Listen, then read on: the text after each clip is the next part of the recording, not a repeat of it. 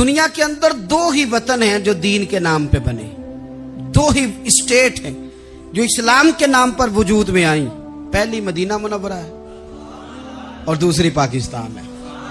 خالص مذہب کے نام پر یہ دو ریاستیں وجود میں ہیں، ایک مدینہ طیبہ اور دوسرا پاکستان۔ پاکستان کا مطلب کیا؟ لا الہ الا اللہ محمد رسول اللہ صلی اللہ علیہ وسلم۔ مسلمانوں کا یہ مسئلہ ہے کہ یہ نبی پاک سے پیار تو کرتے ہیں اور الحمدللہ بڑا کرتے ہیں، لیکن یہ پیار کو جہتوں اور سمتوں میں قید کرتے ہیں۔ یعنی مسجد میں آ کے درود شریف پڑھتے وقت اگر حضور کے غلام ہوتے ہیں تو فیصلہ کرتے وقت اور اپنے حق میں فیصلہ سنتے وقت، اس وقت بھی ہمیں نبی پاک کا ہی غلام ہونا چاہیے۔ ہمیں ووٹ لیتے وقت بھی حضور کے غلام اور ووٹ دیتے وقت بھی نبی پاک صلی اللہ علیہ وسلم کے غلام۔ جب تک نظام نافذ نہیں ہوتا، نظام، یورپ کو آپ کی نماز سے تکلیف ہی کوئی نہیں تو نماز پڑھنے کے لیے مسجدیں بنانے کی اجازت دیتے ہیں، قرآن پاک جتنا مرضی آپ وہاں پڑھیں وہ اجازت دیتے ہیں، آپ زکاتیں دیں جتنی مرضی، وہاں سے لوگ چندے اکٹھے کر کے یہاں نہیں لے آتے، کریں جو مرضی۔ ان کو آپ کی نہ نماز سے پریشانی ہے، نہ مسئلہ زکات سے پریشانی ہے، نہ صوم و صلات سے مسئلہ ہے۔ ان کو تو مسئلہ یہ ہے کہ کچہری میں کہیں نبی پاک کا دین نہ آ جائے، ان کو تو مسئلہ یہ ہے کہ کہیں پارلیمنٹ میں حضور کا دین نہ آ جائے۔ دو قومی نظریے کیا ہیں اور نظریہ پاکستان کیا ہے جس کی بنیاد پر پاکستان بنا؟ بڑے ٹھنڈے دل سے میری بات کو سمجھیے گا۔ پاکستان اگر اچھی سڑکوں کے لیے، ترقی کرنے کے لیے بنا تھا تو یہ ترقی ہندوستان میں رہ کے بھی ہو سکتی تھی۔ انڈیا والے کہتے ہیں کہ ہم نے ترقی نہیں کرنی، کچی سڑکوں پہ چلنا ہے، ہم نے ٹیکنالوجی نہیں بنی، یہ کام وہاں بھی ہو سکتا تھا۔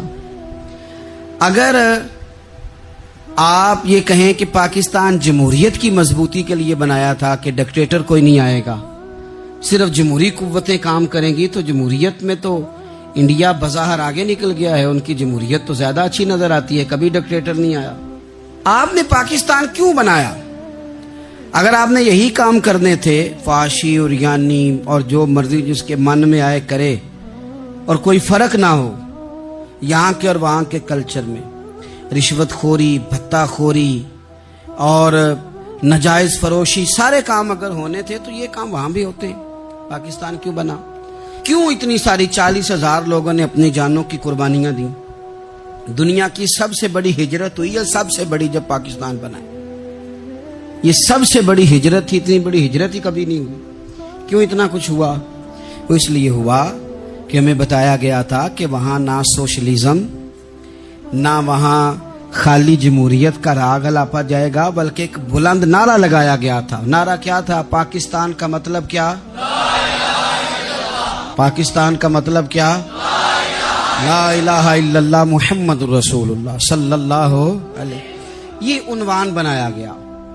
غریب آدمی کو بتایا گیا کہ جب پاکستان بنے گا تو وہاں حضور کا نظام نافذ ہوگا، جاگیردار کی اور غریب کی تفریق ختم ہوگی۔ جس طرح امیر کے بچے کو کالج میں داخلہ ملے گا، غریب کے بچے کو بھی ملے گا۔ وہاں بتایا گیا کہ لوگ وہاں ہر لحاظ سے اپنے آپ کو برابر سمجھیں گے۔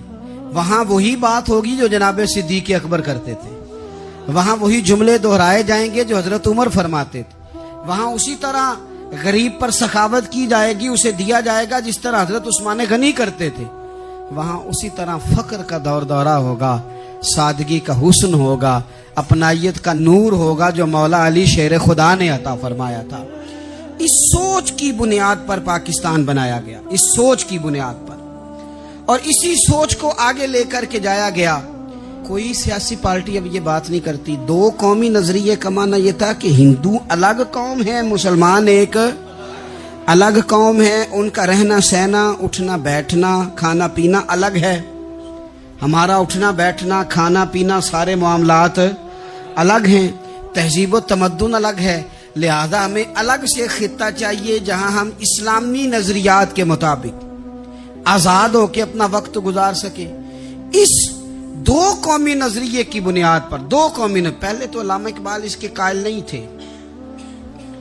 علامہ اقبال کا پہلے خیال یہ تھا کہ سارے جہاں سے اچھا ہندوستان ہمارا، یہ اقبال نے لکھا تھا۔ پھر اقبال کہتے ہیں میری سوچ بدلی، اور پھر میں نے کہا کہ نہیں، خطوں کے زور پہ نہیں، آپ رنگ نسل کے زور پہ نہیں، بلکہ کہنے لگے کہ اپنی ملت پر قیاس اقوام مغرب سے نہ کر، خاص ہے ترکیب میں قوم رسول ہاشم۔ آپ جو تقسیم کریں گے، یہ جو تقسیم ہوئی ہے نا عرب کی، یہ مذہب کی بنیاد پہ نہیں ہوئی، یہ تو ان کی ذاتی لڑائیاں تھیں، چھوٹا سا دبئی بن گیا، چھوٹا سا مسقط، چھوٹا سا ابو ظبی، یہ تو ان کی ذاتی لڑائیاں تھیں، قبیلوں کی لڑائیاں تھیں، جنگیں تھیں، چھوٹے چھوٹے ملک الگ سے تقسیم ہو گئے۔ یہ مذہب کی بنیاد پہ ایسا نہیں ہوا۔ دنیا میں جتنی ریاستیں ٹوٹ کر بڑی ریاستوں سے الگ ہوئی تو اس میں یہ تھا کہ ہماری قوم الگ ہے، ہم سردار علیحدہ سے ہیں، اس لیے ہم علیحدگی پسند ہیں۔ دنیا کے اندر دو ہی وطن ہیں جو دین کے نام پہ بنے، دو ہی اسٹیٹ ہیں جو اسلام کے نام پر وجود میں آئیں، پہلی مدینہ منورہ ہے اور دوسری پاکستان ہے۔ خالص مذہب کے نام پر یہ دو ریاستیں وجود میں ہیں، ایک مدینہ طیبہ اور دوسرا پاکستان۔ پاکستان کا مطلب کیا؟ لا الہ الا اللہ محمد رسول اللہ صلی اللہ علیہ وسلم۔ اس بنیاد پر اس وطن کو، خطے کو حاصل کیا گیا، یہی نعرہ لگایا گیا۔